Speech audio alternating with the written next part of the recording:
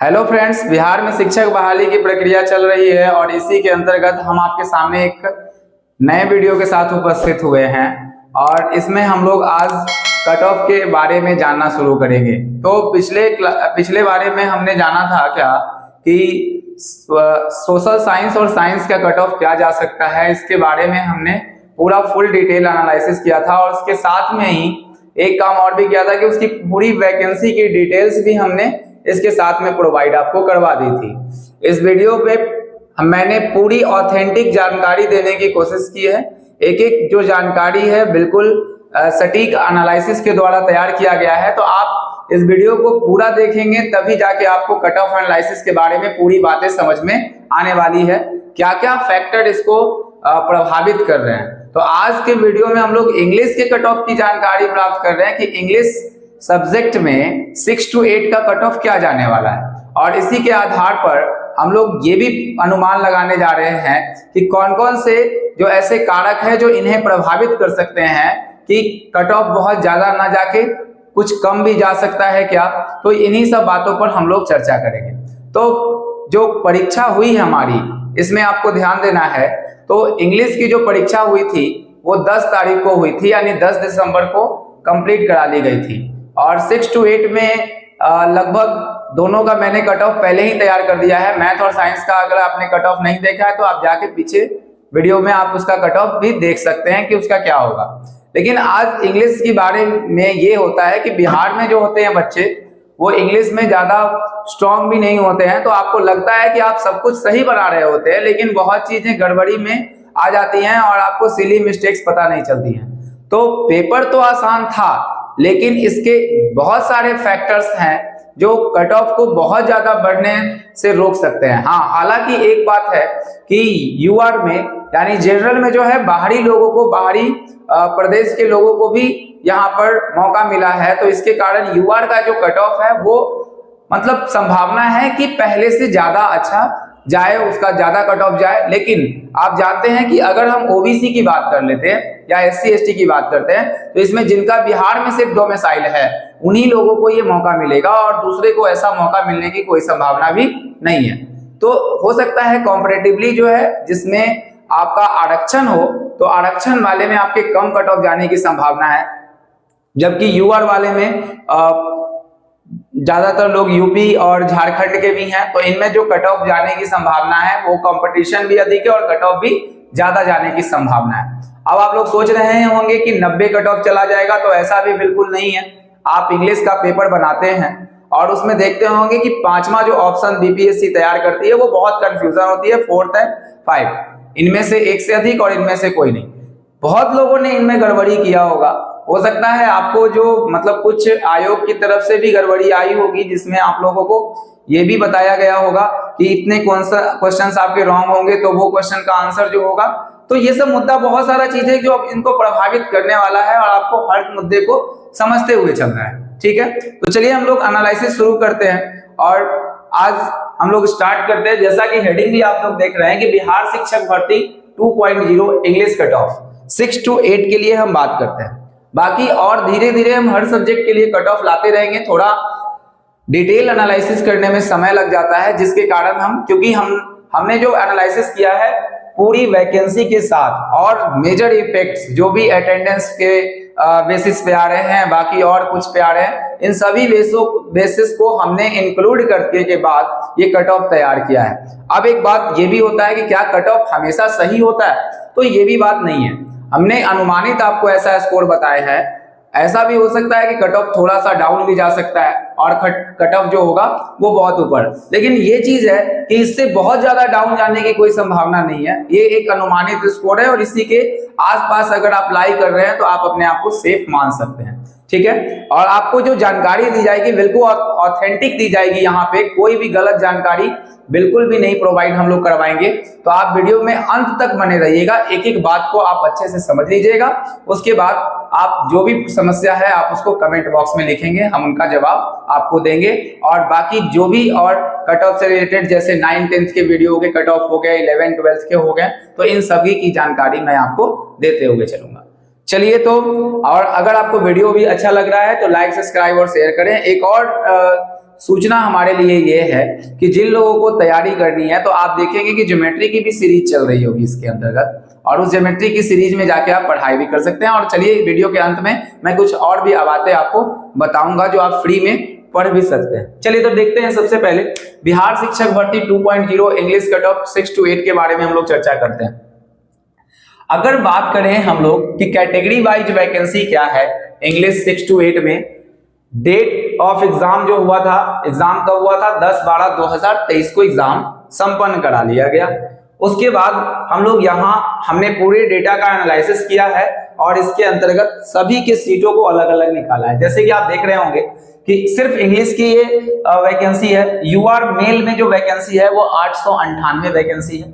EWS mail की जो vacancy है वो 236 है। ईबीसी मेल यानी बीसी 1 की जो वैकेंसी है वो 403 है। बीसी 2 जिसको बोलते हैं तो वो 268 सीट उसमें है, आपको पता चला। ये बात एससी मेल की जो वैकेंसी है वो 356 है। अगर हम बात करते हैं कि एसटी मेल की वैकेंसी कितनी है तो वो 17 है। यूआर फीमेल की वैकेंसी है 942।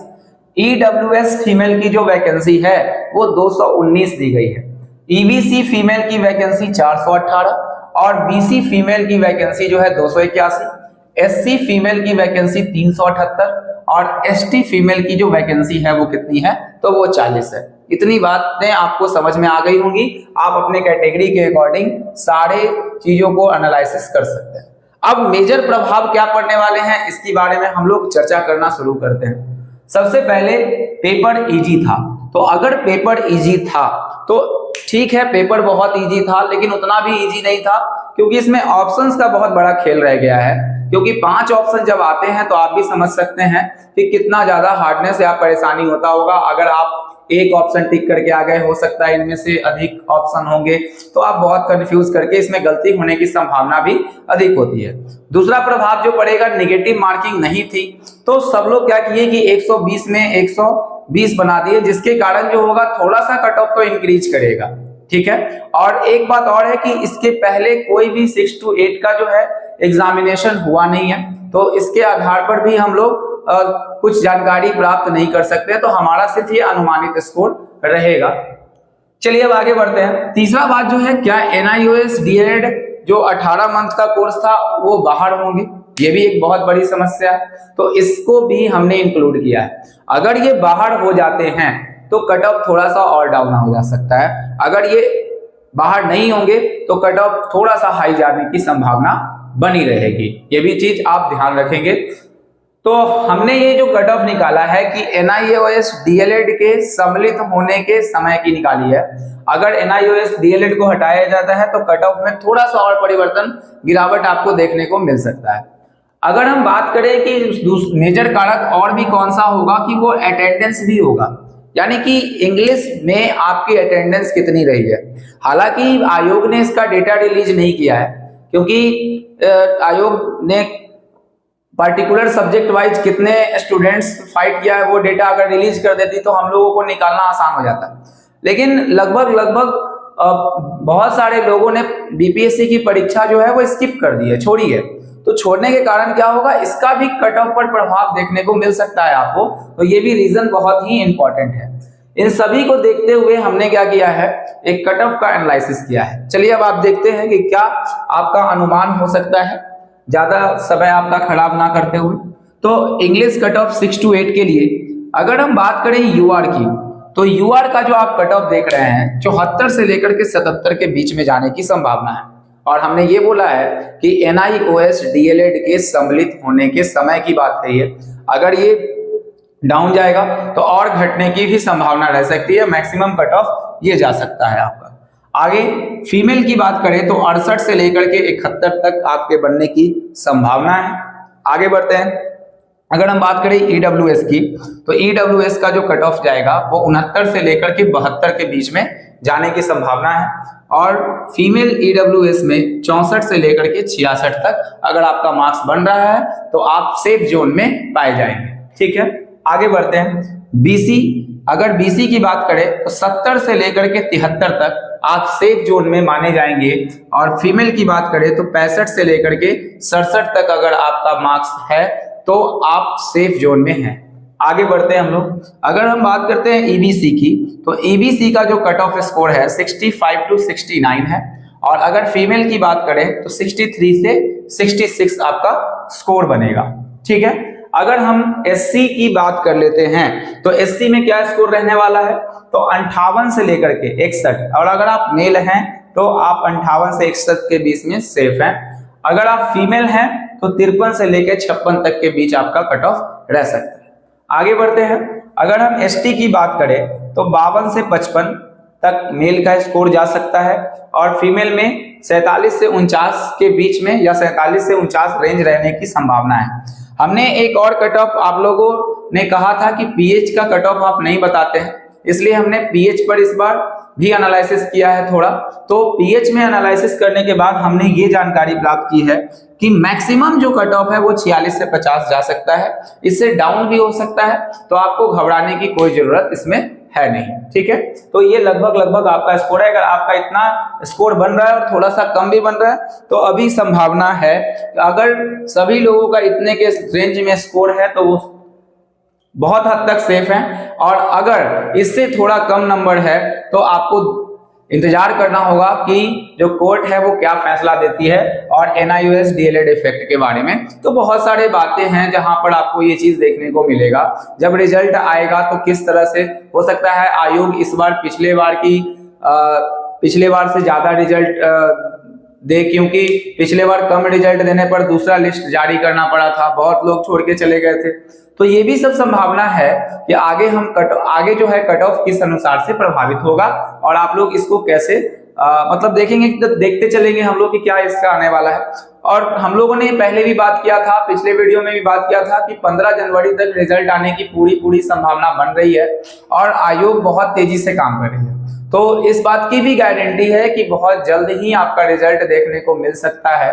हो सकता है 15 से पहले भी आपका रिजल्ट देखने को मिल सकता है, तो ज्यादा दिन का समय बचा हुआ नहीं है, आप थोड़ा वेट करें। और आगे जो अगस्त में आने वाली फिर से वैकेंसी है, एस्टेट भी आ चुका है, एस्टेट भी अब अप्लाई होना शुरू हो चुका है, तो एस्टेट के बारे में भी हम लोग कल या परसों बहुत आराम से इसके डिटेल में हम एनालिसिस करके इसका भी वीडियो हम बना देने वाले हैं। कौन कौन लोग एस्टेट को भर सकते हैं, कौन कौन लोग इसको नहीं भर सकते हैं, क्या बीएड अपीयरिंग वाले भर सकते हैं, तो इन सभी बातों की जानकारी जो मैं वो अगले वीडियो में आपको उपलब्ध कराऊंगा। कब से कब तक ऑनलाइन फिलअप है, कितना पैसा लग रहा है, तो हर चीज के बारे में एक डिटेल मैं आपको उस वीडियो में दूंगा। उसके बाद एक चीज और है कि अगर आप पढ़ना चाहते हैं, ठीक है, तो अगर आप स्टडी करना चाहते हैं तो एसएससी तक के मैथ्स का अगर आप तैयारी करना चाहते हैं, एसएससी सीजीएल तक का, तो एक चीज आपको ये भी ध्यान देना होगा कि हम लोगों ने ज्योमेट्री की एक सीरीज शुरू की हुई है, और ज्योमेट्री की सीरीज के बाद हम लोग और भी अलग अलग सीरीज पे चर्चा करेंगे। जैसे कि मान लिया जाए कि time speed and distance, time and work, इन सभी टॉपिक्स पर भी हम लोग धीरे धीरे आएंगे। अभी ज्योमेट्री की सीरीज जो चल रही है, आप जाके उसको एक बार बहुत देखने का प्रयास करेंगे। अगर आप उसको देखेंगे तो हमें लगता है कि बहुत ज्यादा आपको बेनिफिट होने वाला है। आप स्टार्टिंग से वीडियो को जाके देखें, उसमें बहुत सारे ऐसे तरीके बनाए गए हैं जिसमें आपको सहूलियत होगा एग्जामिनेशन में। आप अगर बीपीएससी का भी एग्जाम देंगे 9th-10th का, तो ये ज्योमेट्री आपको वहां भी काम करने वाला है। तो इधर हर चीज को मैंने सोचते हुए, हर कॉम्पिटेटिव एग्जाम को सोचते हुए ये ज्योमेट्री की सीरीज चलाई है।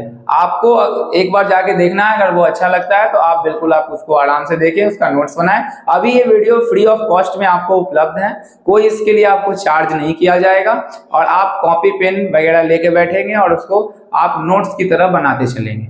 चलिए ठीक है, तो आगे हम लोग और अच्छे से एनालिसिस लेके आएंगे। और एक बात का और ख्याल रखना है कि जो हमारी डिटेल एनालिसिस होगी वो बिल्कुल तथ्य परक होगी, और पूरा जेन्युइन गारंटी के साथ इस बात को हम लोग रखेंगे।